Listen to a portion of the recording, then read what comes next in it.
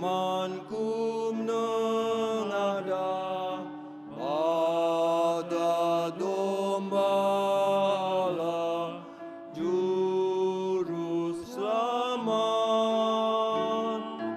Dengarlah doaku, hapuslah dosaku dari hari ini kumi. Sekali lagi kita pujikan bait pertamanya saja. Imanku menghadap pada domba Allah, Juru Selamat. Dengarlah doaku, hapuslah dosaku dari hari ini ku milikmu.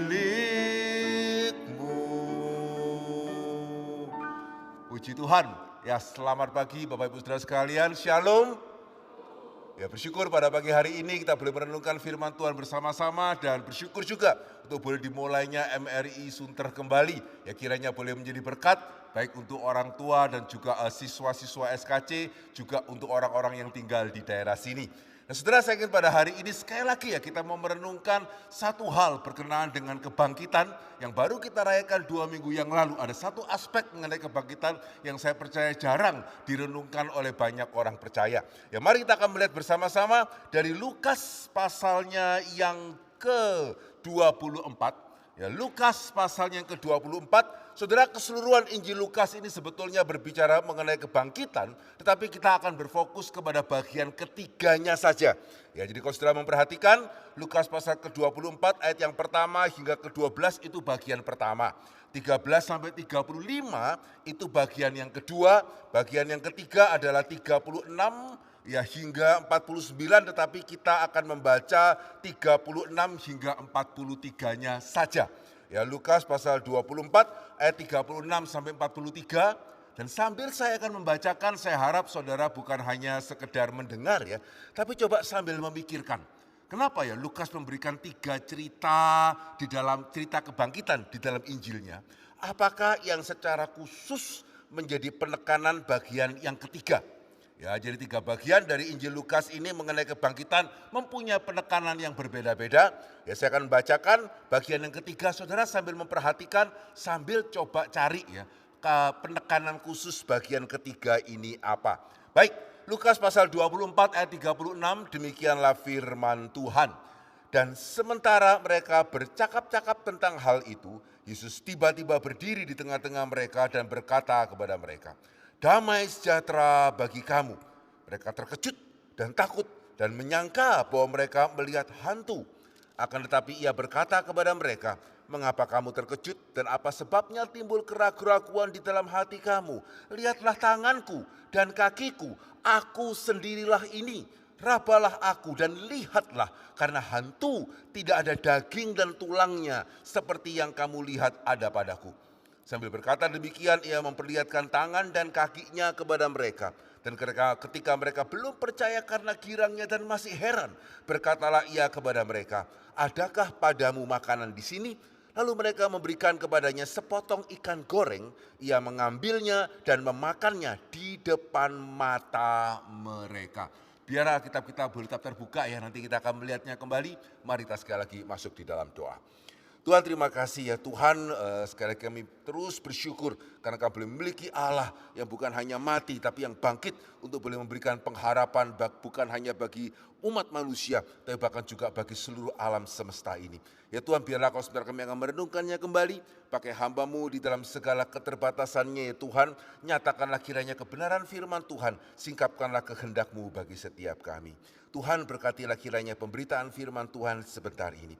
Dalam nama Yesus kami berdoa dan kami bersyukur. Amin. Ya, jemaat kasih Tuhan, tadi saya mengatakan di dalam Lukas pasal yang ke-24 kita bisa menemukan 3 cerita mengenai kebangkitan dengan penekanan masing-masing. Di dalam cerita yang pertama kita melihat Lukas menekankan kubur kosong. di dalam cerita yang kedua mengenai Yesus menampakkan diri di jalan ke Emmaus, kita melihat Lukas menekankan mengenai penampakan. Ya, dan kalau kita boleh menyadari, dua penekanan mengenai kebangkitan ini saling melengkapi satu dengan yang lain. Ya, sehingga cerita pertama kubur kosong itu menunjukkan ya bagaimana Yesus mungkin bangkit. Ya, sehingga jikalau tidak, kenapa kuburnya itu bisa kosong? Ya, apakah diambil oleh murid-muridnya kah? Ataukah kemudian orang lupa kuburannya di manakah? Ya, tapi faktanya di sini kita melihat sampai hari ini kubur Tuhan kita belum ada yang bisa menemukan. Ya, sehingga kubur kosong itu menunjukkan kemana ini Yesus, kemana ini jenazahnya. Wah, jangan-jangan ya dia bangkit. Mungkinkah dia bangkit? Ya, sehingga kubur kosong menunjukkan mungkin ini Yesus bangkit. Ya, sehingga itu kenapa kita tidak bisa menemukan kuburnya. Tetapi penampakan Yesus kepada murid-muridnya itu menunjukkan bahwa dia bukan hanya mungkin bangkit, tetapi dia pasti bangkit. Ya, itu kenapa dia bisa menampakkan diri baik kepada dua murid yang berjalan ke Emmaus maupun kepada ke-12 rasul maupun kepada rasul-rasul yang lain. Ya, sampai terakhir kepada Paulus itu jumlahnya adalah 500 orang. Ya, sehingga saudara perhatikan bersama-sama ya, jikalau Yesus itu kuburnya kosong tetapi tidak ada kebangkitan, ya meskipun memang posibilitas yang paling tingginya adalah bangkit ya.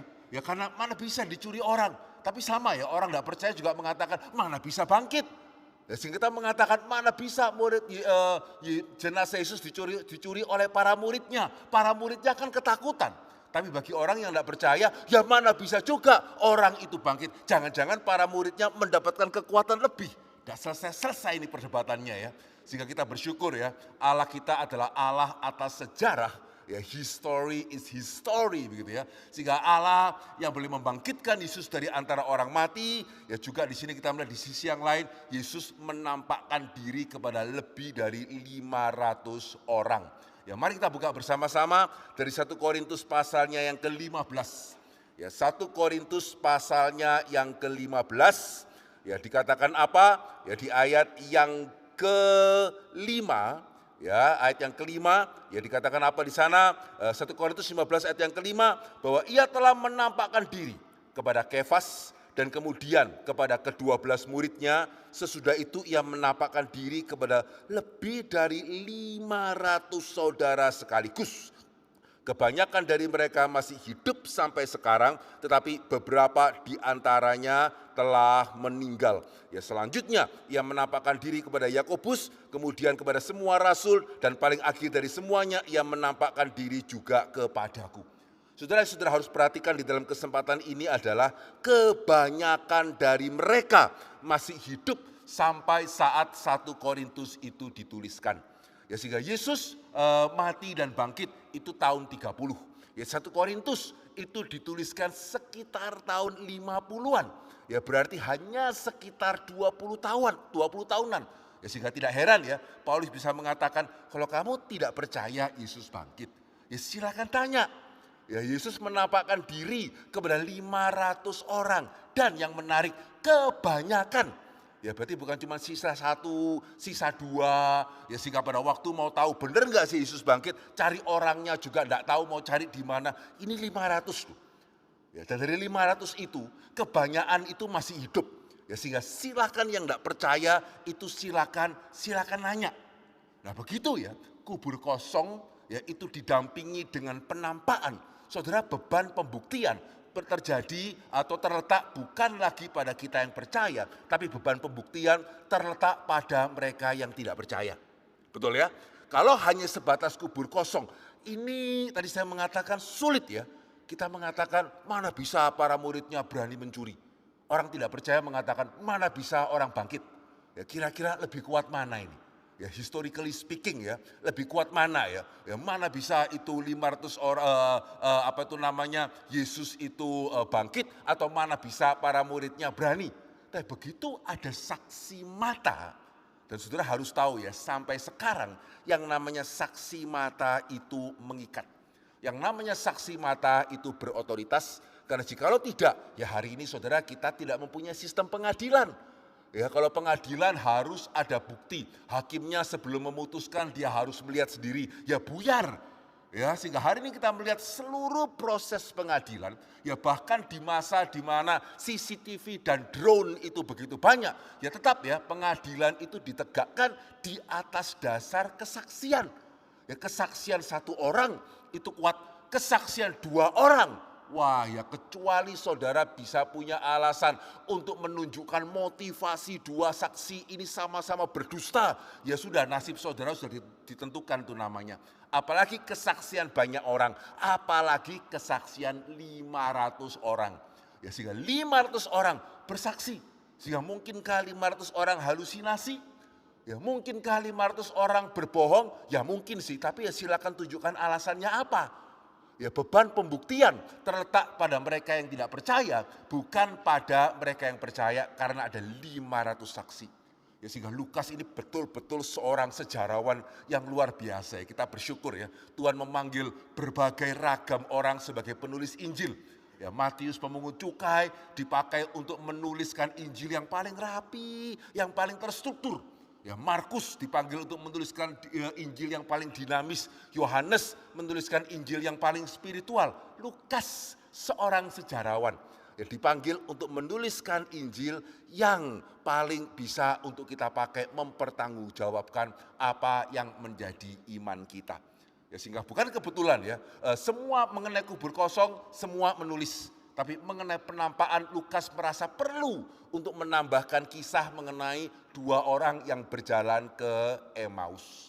Ya, sehingga setelah kita jelas dua cerita pertama penekanannya apa, sekarang kita mulai masuk kepada bagian kita ya. Tadi saya sudah meminta saudara kan untuk memperhatikan ya bagian ketiga ini penekanannya apa ini.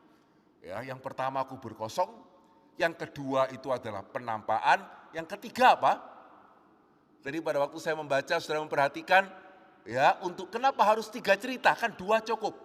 Ya kenapa harus 3 cerita?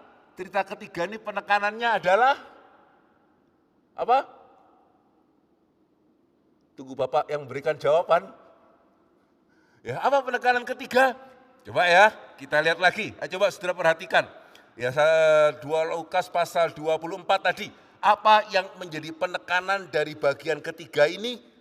Ya, dikatakan di sana itu apa? Perhatikan ayat yang ke-37 ya.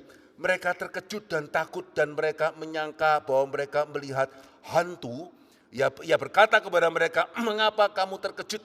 Apa sebabnya timbul keraguan-keraguan di dalam hati kamu? Lihatlah tanganku, kakiku, aku sendirilah ini. Rabalah aku, lihatlah karena hantu tidak ada daging dan tulangnya seperti yang kamu lihat." Apa penekanannya?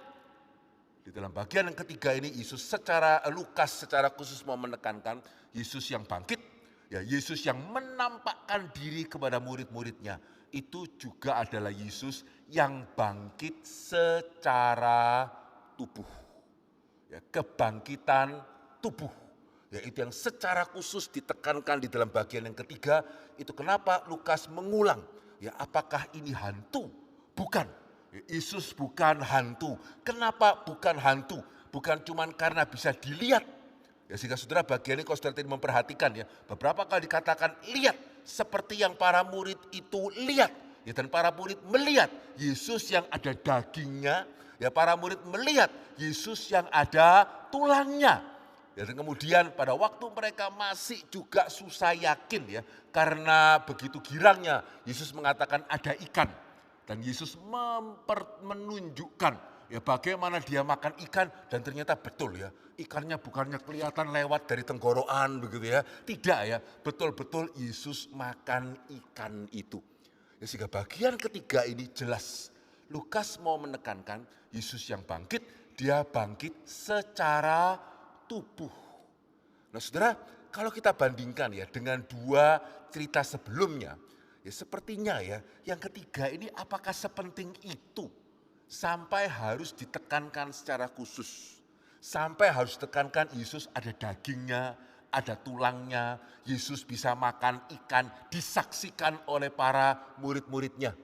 Ya kalau sampai tidak ada cerita yang kedua mengenai penampakan tadi saya mengatakan, waduh ini Yesus kubur kosong artinya apa ya?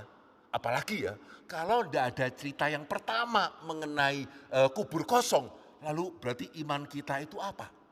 Ya, kenapa perlu ada cerita pertama? Jelas. Kenapa perlu ada cerita yang kedua? Sama jelasnya. Saudara, Yesus bangkit secara tubuh ya. Itu pentingnya di mana? Begitu ya. Coba ya, saya ingin saudara menjawab ya. Saudara pernah nggak ya memikirkan nanti ya, saudara di kekekalan itu kira-kira seperti ini ya, dengan roh dan tubuh, begitu ya? Atau kira-kira nanti saudara di kekekalan itu roh yang melayang-layang, begitu ya? Siapa pernah memikirkan? Ya kalau enggak coba pikirkan sebentar ya, karena saya akan nanya, saudara kalau boleh milih, kalau bisa milih ya, saudara pingin yang gimana sih? Di kekekalan nanti ya, saudara pingin roh saja, begitu ya? Atau saudara pingin roh dan tubuh? Ya, coba ya, siapa yang pingin nanti di kekekalan roh saja? Boleh angkat tangan? 1. Ada lagi? 2. Siapa yang pingin roh dan tubuh? Wah, banyak. Ya, sisanya pokoknya surga, Pak. Gitu ya, ya mau roh lah, mau roh dan tubuh gitu ya, pokoknya surga. Ya, sebagian besar memilih roh dan tubuh. Tapi kalau saya tanya ya, andai kata ternyata kita salah ini. Ya ternyata nanti di kekekalan itu roh saja. Saudara bagaimana? Saya pikir ya kita semua akan mengatakan, bahkan mungkin agak termasuk saya juga ya. Kita akan mengatakan, ya sudahlah. Begitu ya, saya sih pengennya roh dan tubuh. Ya tapi kalau andai kata nanti di kekekalan itu roh saja, ya sudah. Beda ya dengan andai kata saya percaya ya, di dalam Kristus kita akan ke surga. Tapi kalau nanti misalnya ternyata sama tidak ke surga, wah saya rasa kita akan sangat susah hati. Bisa membedakan? Ya jadi kalau surga ini jangan sampai salah ini. Ya kalau saya percaya saya masuk surga di dalam Kristus ternyata salah, celaka. Tapi ya kalau masalah pakai tubuh gitu ya atau roh saja, ya pengennya sih sebagian besar pakai tubuh. Tapi kalau seandainya roh saja, ya sudahlah ya. Ya pokoknya kan ke surga gitu ya, jangan sampai kita itu ke neraka. Amin ya. Ya sehingga di sini kita melihat itu yang menjadi, dan saudara saya kok yakin ya, saya tanya itu di GRI, MRI, EPRI manapun ya, saya kok yakin akan posisinya kurang lebih sama ini. Betul ya? Ya sehingga pertanyaannya ya, kenapa Lukas itu harus secara khusus menuliskan mengenai kebangkitan tubuh? Sepenting apa sampai harus disejajarkan dengan kubur kosong dan penampaan? Saudara perhatikan baik-baik, ada beberapa hal penting yang kita bisa pelajari dari hal ini ya. Yang pertama di sini kita melihat fakta ya, fakta bahwa Lukas menuliskan dan saudara bisa membacakan, dan fakta bahwa kebangkitan tubuh itu sebetulnya bukan sesuatu hal yang menjual ya, bukan hanya pada hari ini ya, termasuk juga pada abad pertama kebangkitan tubuh itu bukan merupakan sesuatu hal yang menjual. Ya fakta bahwa Lukas menuliskannya itu menunjukkan bahwa jikalau Yesus tidak bangkit secara tubuh, ya ngapain Lukas menuliskannya? Ya faktor untungnya di mana? Ya faktor plusnya di mana? Tidak ada. Ya mending ya kita sekedar tidak terlalu tertarik. Begitu ya, kita agak sekedar ignorance ya mengenai kebangkitan tubuh. Di abad yang pertama, ya kebangkitan tubuh itu bukan hanya sekedar tidak terlalu menjual ya, malah bisa berpotensi menurunkan penjualan itu. Ya, masih ingat ya, Paulus pada waktu khotbah di Athena, waktu apa? Orang mulai mengatakan, wah ini orang ini aneh sehingga mereka mulai pergi. Tahu enggak? Perhatikan enggak? Waktu kapan? Kan pertamanya mereka dengar Paulus khotbah kan? Ya sampai satu titik, ya mereka langsung kemudian cabut. Begitu. Waktu apa? Waktu Paulus mengatakan kebangkitan tubuh. Begitu ya, kebangkitan tubuh. Sehingga bahkan tadi saudara juga melihat ya, betapa sulitnya para murid itu percaya kebangkitan tubuh sampai harus dibuktikan sedemikian rupa. Dan bahkan 1 Korintus 15 yang tadi sempat kita baca. Kenapa Paulus menuliskan satu pasal khusus mengenai kebangkitan tubuh? Karena jemaat Korintus ini jemaat yang Paulus dirikan. Ya pada waktu itu mereka juga sebetulnya meragukan kebangkitan tubuh. Mereka tidak meragukan hidup kekal di dalam Kristus. Enggak. Ya mereka meragukan kebangkitan Kristus, kebangkitan tubuh. Sehingga Paulus merasa perlu tulis satu pasal sendiri yang cukup panjang, 1 Korintus 15, untuk menunjukkan bahwa tidak ya, kita bukan hanya percaya kebangkitan ya, kita percaya kebangkitan tubuh. Dan bahkan ya, kalau kita mau mundur sedikit sekitar tahun 150-an, pada waktu itu ada sebuah Injil palsu, judulnya adalah Apokryphon of James. James itu Yakobus gitu ya.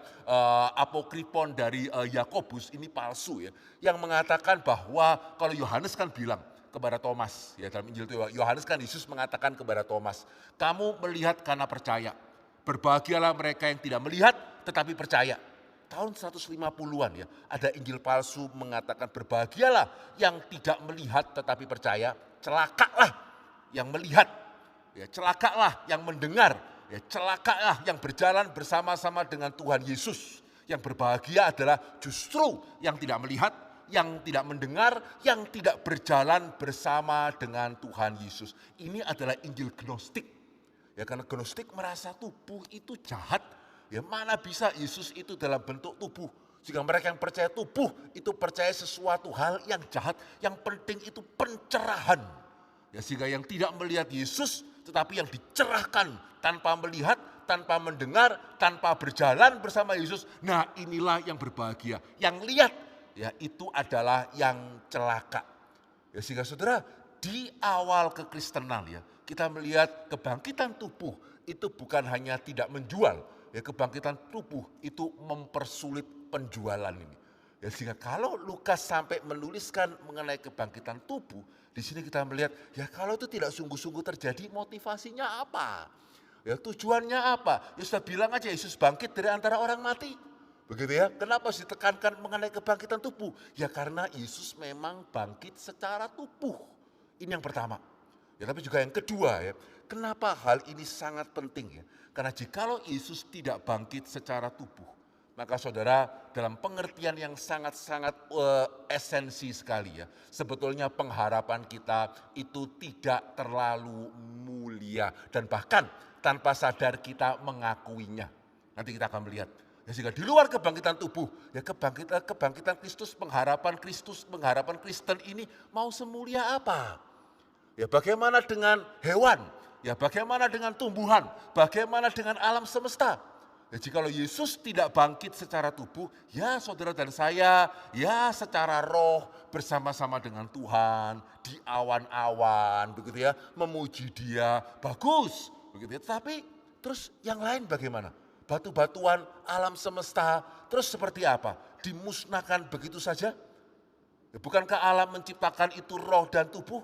Bukankah alam semesta ini juga merupakan ciptaan Tuhan? Mereka binasa begitu saja? Ya, sehingga satu ayat mengenai pengharapan Kristen yang kita harus renungkan baik-baik terdapat dalam surat Roma, ya di mana Paulus mengatakan pengharapan Kristen itu sedemikian mulianya. Tahu dari mana itu mulia? Karena yang menantikan bukan hanya anak-anak Allah, tapi yang menantikan adalah seluruh makhluk. Ya, seluruh makhluk menantikan kapan saat anak-anak Allah itu akan dimuliakan. Ya karena seluruh makhluk sekarang sudah ditaklukkan kepada kesia-siaan. Itu kenapa ada gempa bumi, tanah longsor, tsunami dan seterusnya. Ya karena semua makhluk sudah ditaklukkan kepada kesia-siaan akibat dosa manusia. Tetapi dalam pengharapan, ya sehingga seluruh makhluk pada waktu Yesus datang kedua kali akan dipulihkan, akan dipermuliakan kembali. Ya sehingga saudara, kemuliaan pengharapan Kristen ya ditentukan sebetulnya salah satu yang sangat penting adalah oleh kebangkitan tubuh. Tanpa kebangkitan tubuh, kemuliaan pengharapan Kristen menjadi kurang mulia dan sebetulnya tanpa sadar kita sendiri juga mengakui kalau pengharapan Kristen kurang mulia. Loh kok bisa Pak? Bapak menuduh kami ya. Coba ya kita survei sedikit. Ada 2 pertanyaan. Ya pertanyaan pertama sih saya sudah tahu kira-kira jawabannya apa ya. Kalau saudara saya minta pilih mana? Surga atau neraka? Ya, kira-kira tahu semua ya. Tidak perlu ditanyakan ya. Nah sekarang pertanyaan kedua nih yang saya betulan ingin tahu jawabannya ya. Tapi bolehkah jujur? Jangan kasih saya jawaban normatif. Ya seperti di debat capres begitu ya. Ya ini coba kasih jawaban dari dalam hati saudara ya. Ayo ya. Saudara kalau pilihannya surga neraka jelas, saudara pilih surga. Sekarang kalau saya tanya, saudara kalau suruh pilih surga dengan dunia pilih mana? Siapa pingin cepat-cepat ke surga, pingin lama-lama di dunia? Saudara, siapa yang pilih surga daripada dunia? Dua ya. Siapa pilih dunia daripada surga? Yang lain sungkan ya. Sungkan tapi jujur ya. Gitu ya. Ada yang segera Pak, kapan ya? Rasanya bosen nih ketemu Pak Hendri di Kemayoran, terus kapan ya kita bisa segera ketemu di situasi yang lain? Gitu ya. Ketemu di awan-awan gitu ya. Ada yang mau didoakan nanti pulang? Ya, minta saya mendoakan saudara, gitu ya. Saudara, saya tidak mengatakan bahwa orang Kristen mesti pingin cepat mati ya. Tapi saudara, sesuatu hal yang jujur ya, ini sangat mengganggu saya sebagai hamba Tuhan. Ya, meskipun satu sisi ya wajar, tapi di sisi yang lain jujur ini mengganggu loh. Kira-kira menurut saudara ya, jemaat kalau minta hamba Tuhannya mendoakan, paling sering itu minta didoakan apa? Supaya apa? Sugih gitu ya, tapi sebagian besar sehat. Ya karena dulu sekian waktu saya masih kecil ya, itu wah kaya, yang penting kaya. Sekarang sudah agak ganti ya, yang penting sehat. Kaya tapi kalau nggak sehat itu untuk apa? Wah, gitu ya. Itu sudah sangat umum. Betul. Ya, itu second to none ya. Bisa dikatakan ya dari 100 permintaan doa yang hamba Tuhan siapapun itu terima, 90% itu minta sehat itu. Begitu ya, dan minta sehatnya itu. Satu sisi ya tadi saya mengatakan, ya wajar juga lah Pak, masa Bapak ingin jemaatnya minta sakit? Ya enggak juga ya.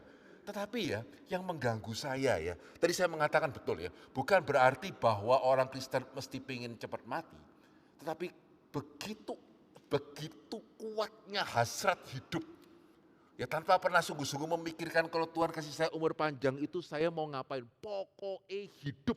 Ya dan bahkan ya bukannya enggak ada ya, orang Kristen yang takut matinya itu sama dengan orang yang enggak Kristen. Ini menyusahkan loh. Ya, ini perlu kita renungkan bersama-sama. Pernah ada ya salah seorang pengurus kami yang pada waktu dia membesuk jemaat di rumah sakit, dia merasa enggak tega ya. Selang sini, selang sana. Yang bersangkutan bahkan diajak ngomong juga sudah tidak bisa membalas, tidak ada reaksi. Cuman ya nafasnya masih ada. Ya karena selang sini, selang sana, kasih apa gitu. Sehingga dia betulan tidak tega ya. Dan dia berdoa kepada Tuhan dengan sesungguh-sungguh hati ya. Tuhan, kiranya Tuhan itu boleh melepaskan saudara kami ini dari segala sakit, penyakit dan kesusahan. Tuhan jawab. Yang berarti yang bersangkutan itu langsung mati gitu ya. Ya kan dilepaskan dari kesulitan gitu.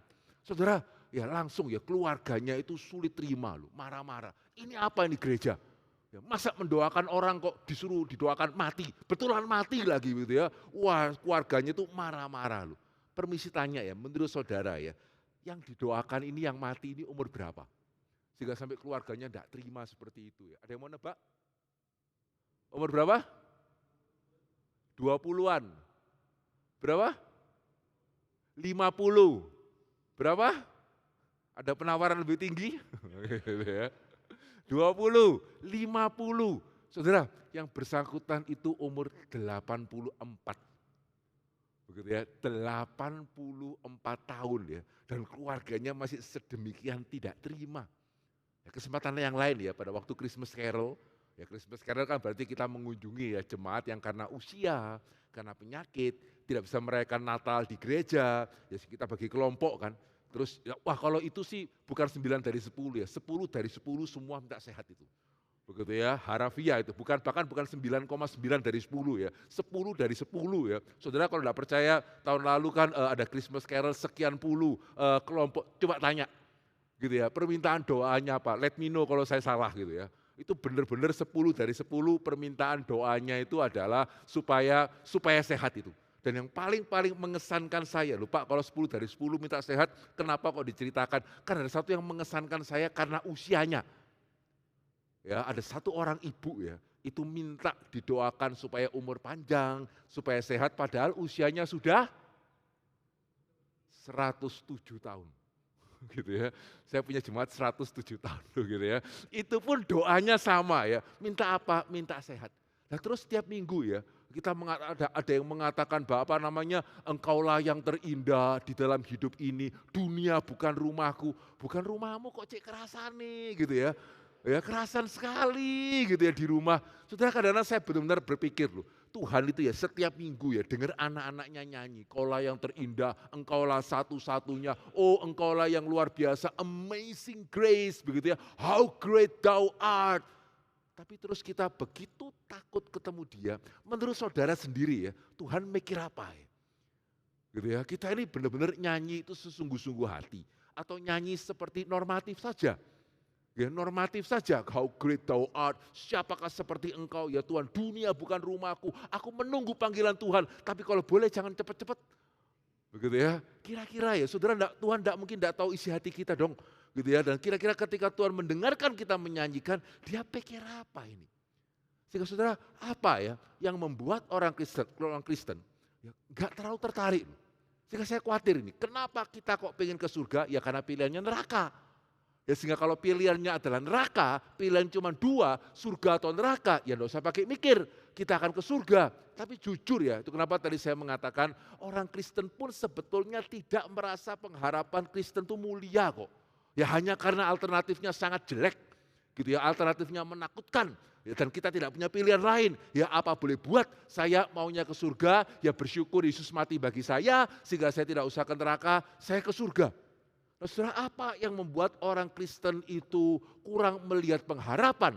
Saudara, jawabannya tidak bukan adalah kebangkitan tubuh.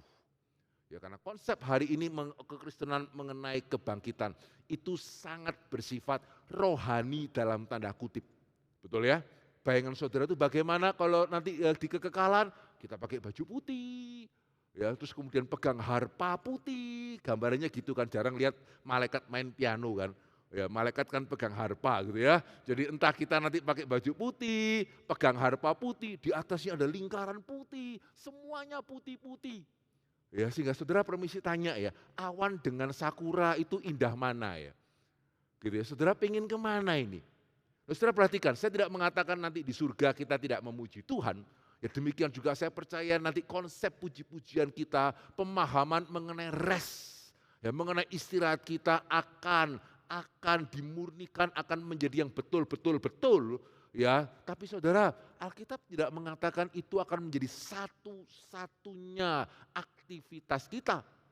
Dan bahkan, ya meskipun saya percaya kita akan memuji Tuhan secara kontinu, secara teratur, puji-pujian itu bisa diberikan di dalam beragam cara. Bukan hanya dengan kita berdiri setiap hari, bukan hanya itu. Sehingga dengan kata lain ya, kenapa hari ini orang Kristen tidak tertarik ke surga? Karena saudara, gambaran surga kita sebetulnya agak kurang biblika. Sorry to say. Ya, kita tanpa sadar ya, kita agak mungkin mirip Plato, ya tubuh ini penjara jiwa. Ya sehingga kalau bisa tanpa tubuh itu haleluya, atau bahkan tanpa sadar seperti gnosis tadi, tubuh ini jahat, yang penting pencerahan. Sehingga nanti kita dicerahkan, kita melihat keindahan Tuhan, memuji Tuhan, sudah begitu terus. Ya, tapi pada waktu kita kembali kepada Alkitab, kita melihat kekekalan itu lebih kaya daripada itu. Sehingga saudara kita perlu membedakan ya, meskipun jangan memisahkan. Ya, antara bagaimana orang Kristen yang meninggal di dalam Tuhan sebelum kedatangan dengan orang Kristen yang meninggal di dalam Tuhan setelah kedatangan, itu tidak sama. Ya, bahkan Alkitab memakai istilah yang berbeda. Ya, meskipun sekali lagi bukan untuk dipisahkan. Ya, sehingga kalau kita mau tepat, ya meskipun sekali lagi ya ini karena keterbatasan bahasa kita, ya maka kita memakai dua istilah yang sebetulnya saling terkait ini supaya kita jangan mencampur adukannya begitu saja. Ya kalau kita mau berbicara dalam pengertian yang ketat ya, maka setelah seseorang yang di dalam Tuhan itu meninggal, dia bersama-sama dengan Kristus itu berada di Firdaus. Tahu dari mana? Ya dari perampok yang di sebelah Kristus, begitu ya, yang mengatakan Tuhan kalau kamu kembali sebagai raja ingat saya. Yesus mengatakan apa? Ya hari ini juga engkau bersama-sama dengan aku di Firdaus, Paradise. Di dalam bahasa Inggrisnya paradise, paradiso gitu ya, yang nanti Pak Tong akan pakai untuk tempat pemakaman di GRI. Nah itu sebetulnya sebelum Kristus datang. Ya, itu betul. Dalam situasi seperti itu ya tubuh kita entah dikremasi, entah dimakamkan. Ya, jadi tubuh kita nanti dimakamkan di paradiso di bumi, jiwa kita di paradiso gitu ya, di paradise bersama-sama dengan Kristus sebelum dia datang untuk yang kedua kali. Ya pada waktu Yesus datang kedua kali, saudara itu berubah. Kita akan mendapatkan tubuh yang baru dan surga itu akan turun ke bumi, Yerusalem baru akan turun ke bumi dan bumi ini akan diperbarui, langit dan bumi yang baru. Nah dalam pengertian yang ketat sebetulnya itu yang disebut sebagai heaven. Ya itulah yang disebut sebagai sorga di mana kita akan berada untuk selama-lamanya. Bukan hanya roh saja tetapi roh dan tubuh. Ya roh dan tubuh. Sehingga sama ya, bagi unbelievers, bagi orang yang belum percaya, pada waktu mereka meninggal, mereka di Hades. Itu namanya alam maut. Tahu dari cerita Lazarus dan orang kaya. Ya, itu di dalam bagian itu dikatakan orang kaya itu sekarang berada di alam maut. Ya, baru kemudian setelah Yesus datang kedua kali, setelah penghakiman kedua ada yang namanya Gehenna. Nah, itu yang kita terjemahkan sebagai neraka. Sehingga saudara kita mesti membedakan. Dan sebetulnya ya konsep kita mengenai surga adalah konsep kita mengenai Firdaus. Gitu ya, konsep kita mengenai Firdaus yang sebetulnya tetap bagaimanapun itu akan lebih indah daripada hidup di dalam dunia. Tetapi apa yang Tuhan janjikan bahkan lebih daripada itu. Jauh lebih daripada itu. Ya sehingga saudara ketidaksadaran ini ya membuat tadi saya mengatakan yang pertama, kita tidak terlalu tertarik ke surga. Ya, dan yang kedua juga membuat kekristenan sulit sekali berkembang karena untuk mendorong jemaat ya kita hanya bisa memakai faktor masa lalu dan faktor masa kini. Betul ya? Di berbagai gereja kalau mau mendorong jemaat bagaimana caranya? Ya, ingat kasih Kristus. Kita baru merayakan kematian dan kebangkitan Kristus. Ya Yesus begitu mengasihi engkau, darahnya tercurah bagimu, apa kau beri bagiku, begitu ya. Itu masa apa? Ya masa lalu kan, betul ya. Ya Yesus kan sudah mati 2000 tahun yang lalu. Ya, dan dengan itu kan gereja mendorong jemaatnya, ayo melayani. Ya bahkan ada lagunya tadi ya, aku telah dicurahkan bagimu, apa kau beri padaku, gitu ya. Itu faktor masa lalu. Saudara tidak salah ya, pasti tidak salah. Tapi mau seefektif apa? Ya saudara kalau punya anak ya, dan anak tidak mau belajar, bagaimana cara mendorong? Begitu ya, atau bahkan saudara yang belum punya anak bisa ingat ya, kenapa dulu pada waktu kecil saudara mau belajar? Sekedar karena ingat cinta papa mama?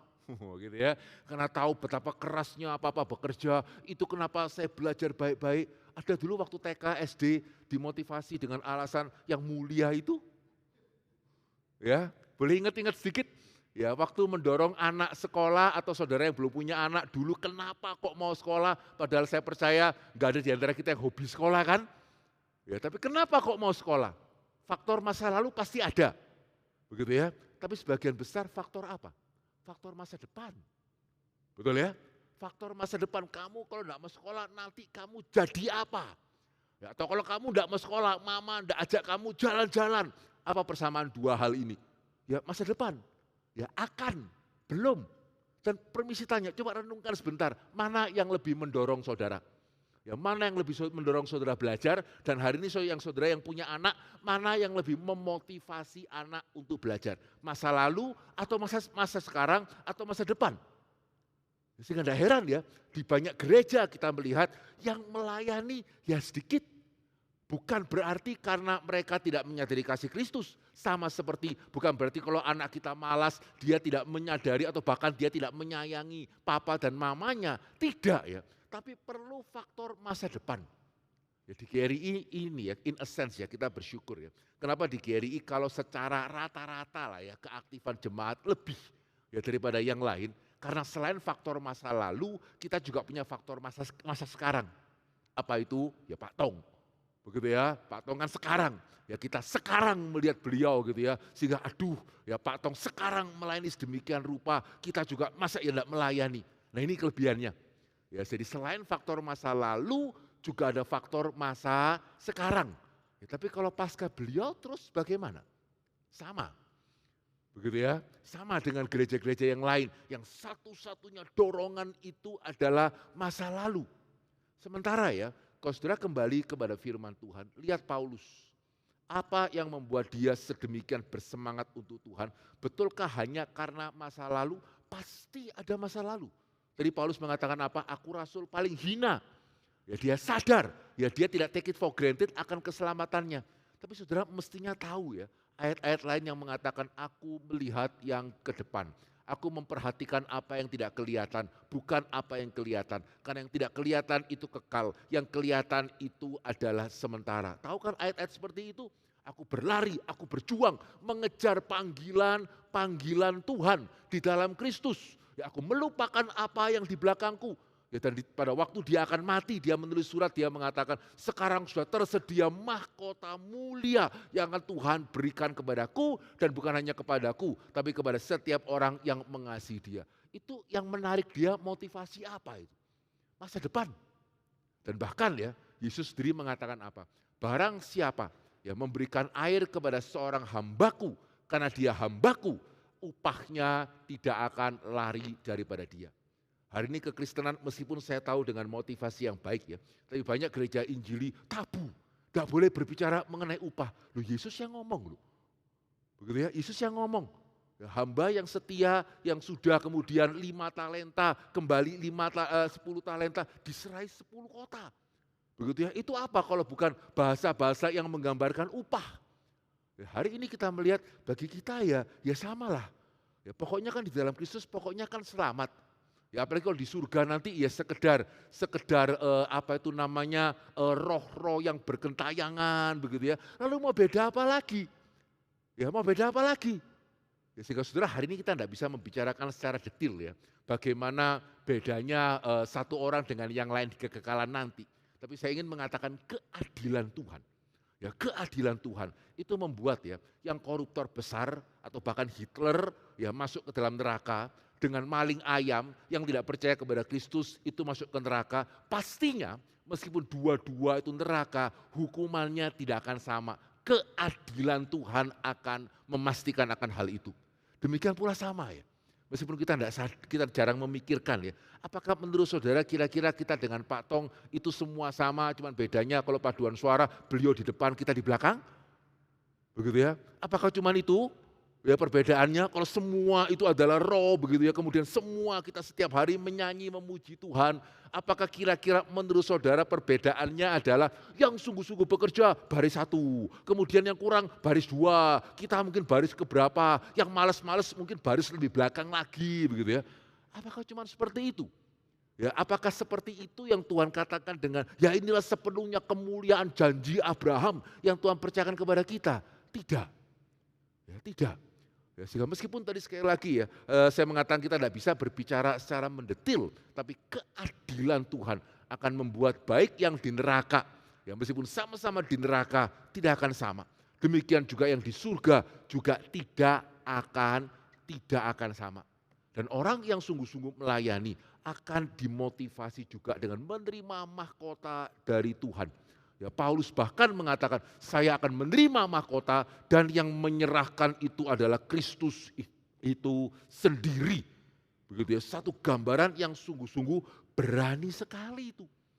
Ya, sehingga mungkin saudara tanya, loh Pak berarti menurut Bapak gimana? Pak Tong nanti kaplingnya lebih besar dari kita di surga nanti ya? Bisa jadi loh. Ya, meskipun saya percaya bahkan bukan cuma itu. Tapi berapa banyak ya orang Kristen yang pernah memikirkan nanti saya di surga bagaimana? Sehingga tidak heran ya. Hari ini kita melihat Kristen tidak Kristen kan sangat mendambakan passive income. Amin.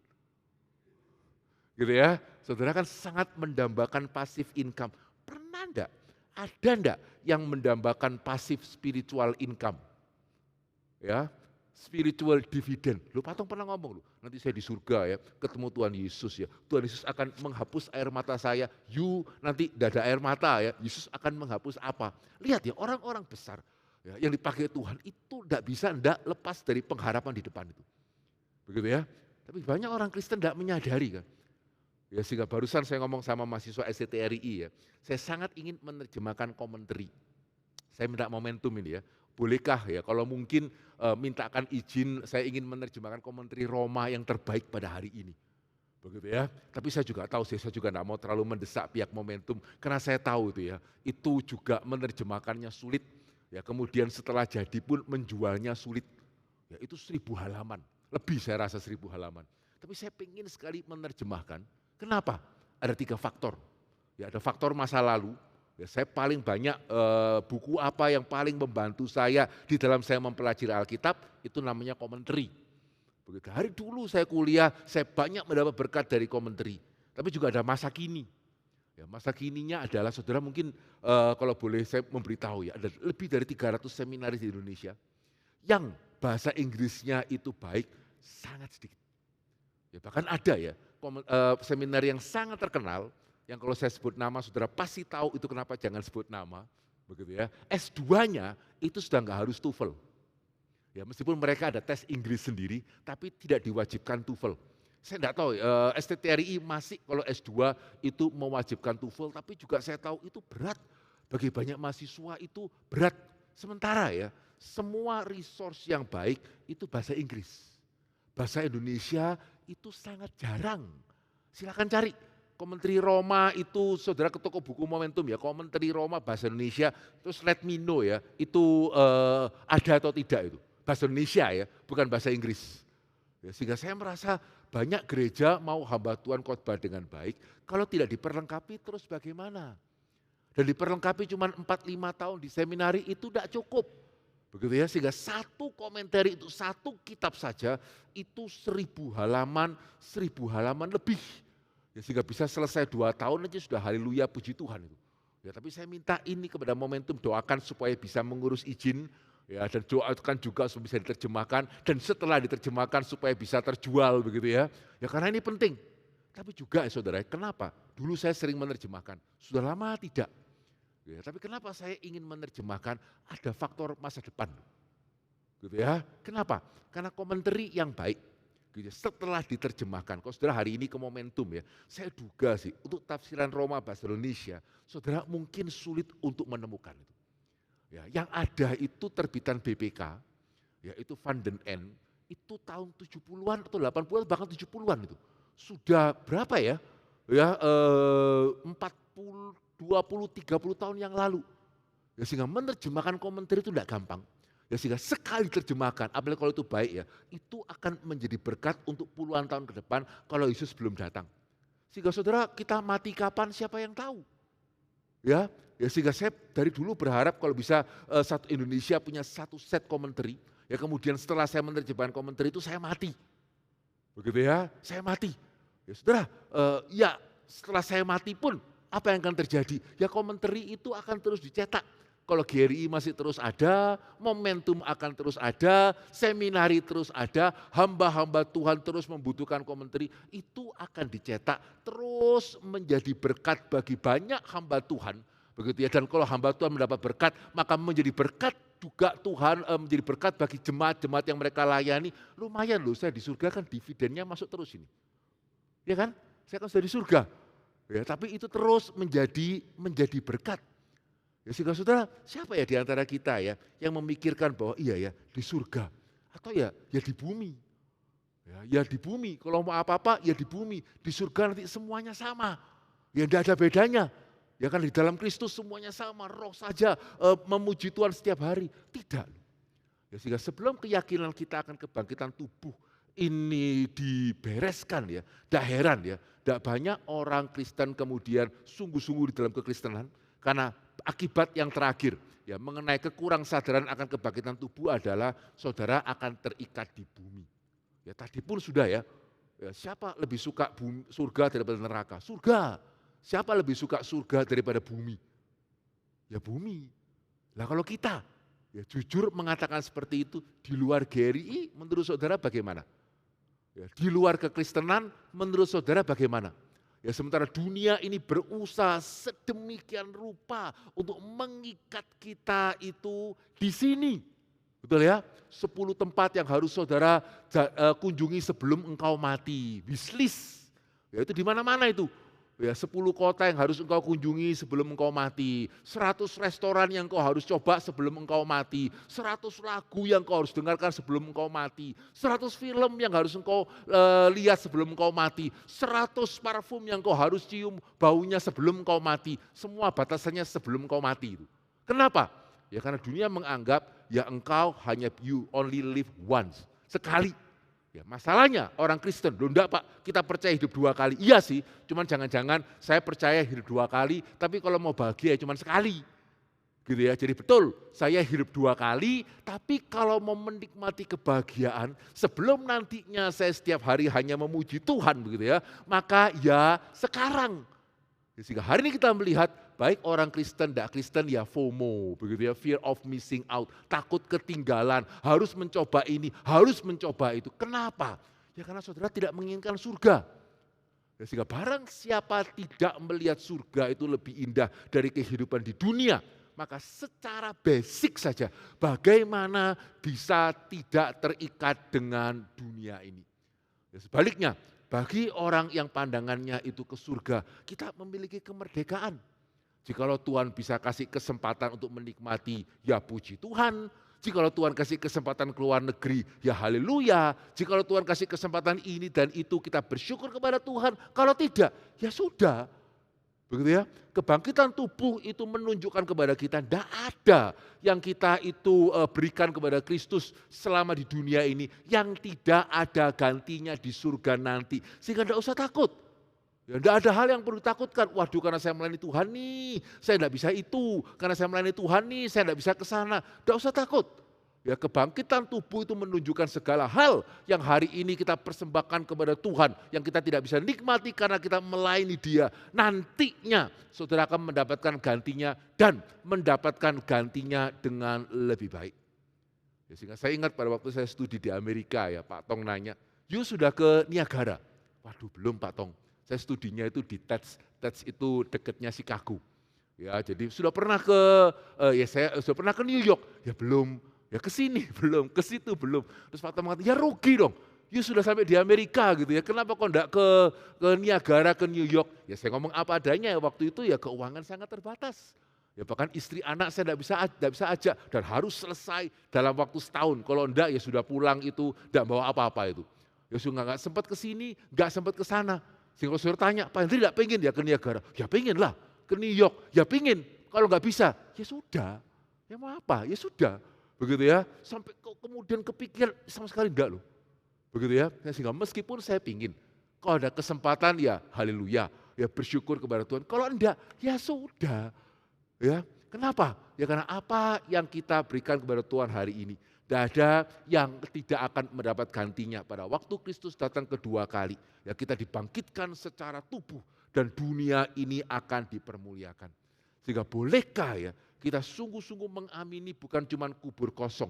Bukan cuma Yesus pasti bangkit karena dia menampakkan diri. Sejauh mana ya kita mengamini kebangkitan tubuh. Karena jikalau tidak, saya khawatir ya. Di satu sisi saya percaya kita menghargai korban Kristus. Di sisi yang lain jangan-jangan tanpa sadar ya. Kita agak menghina kreativitas Tuhan. Gitu ya. Tuhan mengatakan janji Abraham kuberikan kepadamu gitu ya. Kita agak menghina, kita merasa bahwa ya bagus sih, cuman ya sebagus-bagus apa. Saudara, itu sikap yang kurang pas. Ya karena dunia ini ciptaan Tuhan kan. Dan dunia yang sudah jatuh ke dalam dosa, ini pun kita masih sedemikian betah. Apa ya setelah dunia ini dipulihkan Tuhan kehilangan kreativitas, semuanya cuman putih, tidak ada apa-apa. Betulkah seperti itu?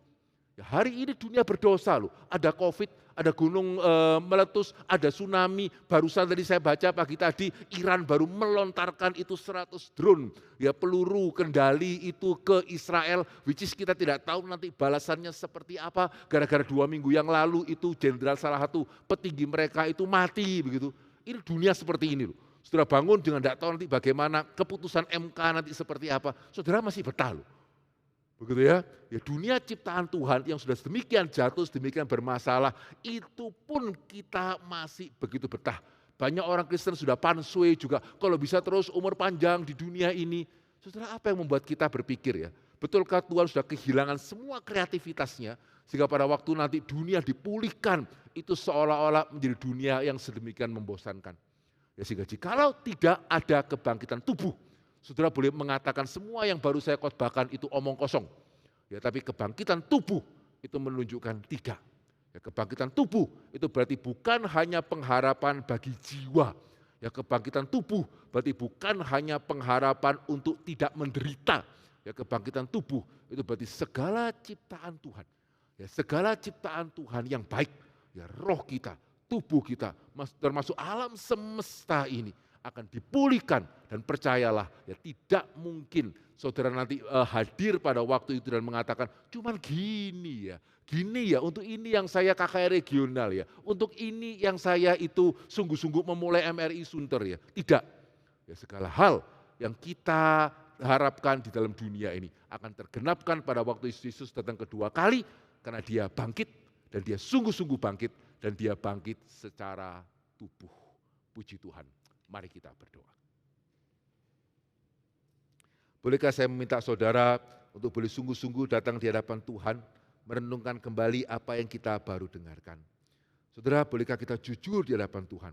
Di satu sisi, ya kita bersyukur kita boleh mendapatkan keselamatan di dalam Kristus, kita menghargai keselamatan di dalam Kristus. Tapi di sisi yang lain, bolehkah kita jujur? Khususnya kita yang lebih ingin ya di dunia ini ketimbang kita cepat-cepat ke surga. Kenapa? Ya bolehkah kita jujur di hadapan Tuhan? Betulkah Tuhan kita itu setidak kreativitas itu? Ya sehingga hanya dunia ini yang maksimal dia bisa berikan kepada kita. Ataukah sebetulnya kita yang kurang menyadari kebangkitan tubuh? Kita yang kurang menyadari betapa mulianya janji Abraham yang sesuai dengan kemuliaan Tuhan yang dijanjikan kepada setiap kita. Bolehkah kita jujur datang di hadapan Tuhan, berbicara apa adanya, memohon ampun dan meminta Tuhan yang boleh mencelikan kita, memandang ke depan dan jauh ke depan. Mari kita boleh mengambil doa di hadapan Tuhan pribadi lepas pribadi.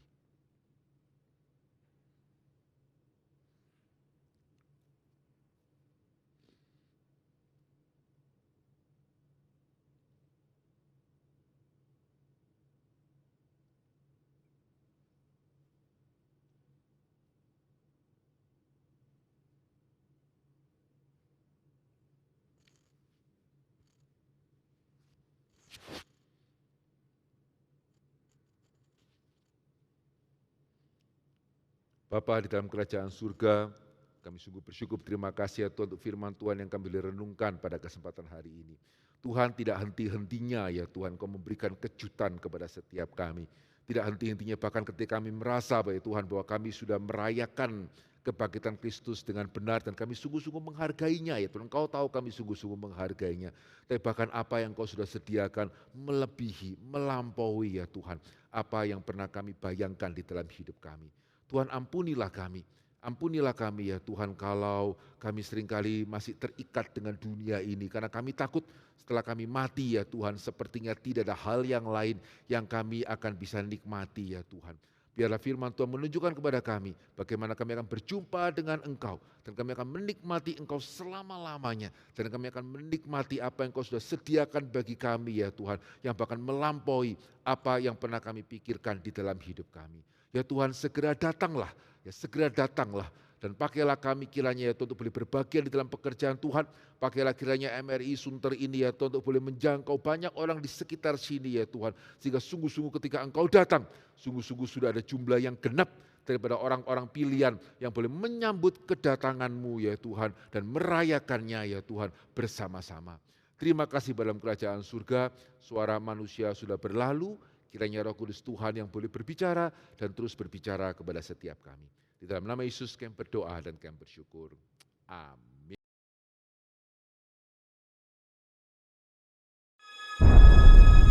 Kita kembali akan mengadakan seminar kelima kali doktrin antropologi di dalam menyelidiki doktrin kemanusiaan. Maka di seluruh dunia hanya ada 2 pendapat mengenai tema ini. Pertama, melihat manusia sebagai binatang makin evolusi dan akhirnya menjadi makhluk yang tertinggi dunia.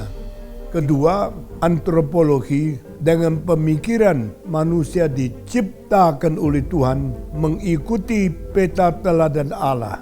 Tetapi karena kejatuhan di dalam dosa menjadi makhluk yang begitu berani berbuat dosa. Sehingga kacau balau masyarakat ini. Evolusi tidak pernah bertanggung jawab. Kenapa di dalam kemajuan manusia mendadak timbul 2 kali peperangan dunia yang menghancurkan kebudayaan dan kejatuhan moral begitu hebat. Tema kali ini sangat penting mengingatkan kita kembali. Kita berasal dari Tuhan dan kita sekarang sudah jatuh dalam dosa jauh dari Tuhan. Itu sebab kita perlu pertobatan. Kita perlu kerohanian dipulihkan kembali. Dan kita perlu firman yang membawa kita kembali kepada segala sesuatu yang diinginkan oleh Tuhan. Harap kali ini di dalam seminar tentang antropologi kita mendapat penggugahan, kita mendapat kesimpulan sehingga bagaimana memulihkan kita, menjadikan kita orang yang lebih nuntut kebenaran dan lebih mendapatkan kemajuan di dalam pimpinan Tuhan yang mengeluarkan kita dari kemerosotan, dari dosa, dan membawa kita ke dalam pengharapan yang lebih indah mencapai apa yang direncanakan Tuhan untuk hari depan kita masing-masing.